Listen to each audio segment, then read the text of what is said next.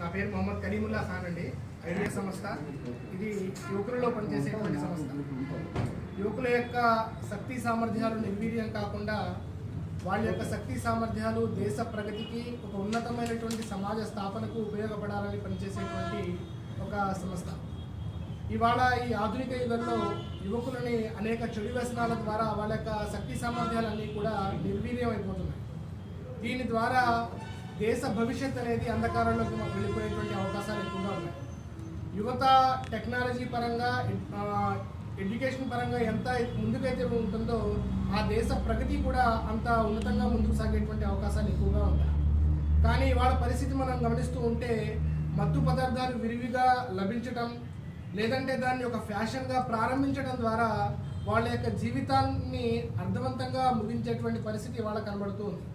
కాబట్టి ideal youth movement యువకులలో శక్తి సామర్థ్యాన్ని పెంపొందించడానికి, వాళ్ళ యొక్క శక్తి సామర్థ్యాలు ఒక రైట్ డైరెక్షన్లో ఉపయోగపడేలాగా వాళ్ళని ట్రైన్ చేస్తూ ఉంటుంది. దాంట్లో భాగంగానే కొన్ని సామాజిక సేవా కార్యక్రమాల్ని ఏర్పాటు చేయడం జరుగుతుంది. అదేవిధంగా సమాజంలో జరిగేటువంటి చెడులు ఏవైతే ఉన్నాయో వాటిని ప్రశ్నించేటువంటి తత్వాన్ని కూడా యువకులలో పెంపొందించడానికి ప్రయత్నం చేస్తూ ఉంటుంది.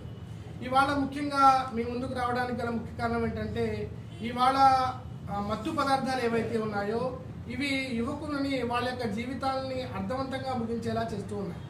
మనం పాత గణాంకాలని కనుక ఒకసారి పరిశీలిస్తే ఈ మత్తు పదార్థాల వల్ల దాదాపు 8,000 మంది ఆత్మహత్యలు చేసుకున్నటువంటి పరిస్థితి మనందరికీ కనబడుతూ ఉంది. అదేవిధంగా మహిళలపై జరిగినటువంటి అత్యాచారాలు, మహిళలపై జరిగినటువంటి నేరాలను కనుక చూస్తే దాదాపు 70 నుంచి 80% వరకు ఇవి మద్యం మత్తులో చేసినటువంటి నేరాలుగా మనందరం కూడా మనకు కనబడుతూ ఉన్నాయి.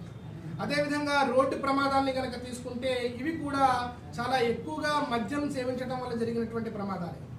WHO ఒక నివేదికని మనం పరిశీలిస్తే ప్రపంచవ్యాప్తంగా 100 రోడ్డు ప్రమాదాలు జరిగితే అందులో 13 ప్రమాదాలు మన భారతదేశంలో జరుగుతున్నాయి. ఆ 13 ప్రమాదాలు కూడా దాదాపుగా అందులో 50% కంటే ఎక్కువగా ఆల్కహాల్ సేవించడం వల్ల, మత్తు పదార్థాలు సేవించడం వల్ల జరుగుతూ ఉన్నాయి.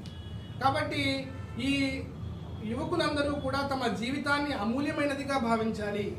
ప్రతి సూర్యోదయాన్ని కూడా వాళ్ళు ప్రభుత్వం ముందు కొన్ని డిమాండ్లు పెట్టడం జరిగింది.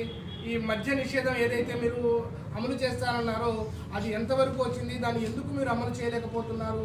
గాంధీజీ కలలుగన్నటువంటి స్వరాజ్యం పేరుతో గాంధేవాదులు కూడా ఇవాళ మద్య నిషేధానికి వైపు ముందుకు రాకపోవడానికి గల కారణాలు ఏమిటి? వీటన్నిటిపై కూడా మేము ప్రభుత్వాన్ని కూడా ప్రశ్నిస్తాం. ప్రభుత్వానికి కూడా మా తరపు నుంచి మెమోరాండం ఇస్తాం. అదేవిధంగా మద్యపానం ఏదైతే ఉందో అవి ఊరి మధ్యలో కాకుండా ఊరి చివరిలోకి, ఊరి మధ్యలో విద్యాలయాల దగ్గర, మసీదుల దగ్గర, గుళ్ళ దగ్గర, చర్చిల దగ్గర ఇక్కడ ఎక్కడా లేకుండా దూర ప్రాంతాలకు తీసుకువెళ్ళి అంచెలంచెలుగా మద్యపాన నిషేధాన్ని చేయవలసిందిగా కూడా మేము ప్రభుత్వాన్ని ఈ సందర్భంగా డిమాండ్ చేస్తున్నాం.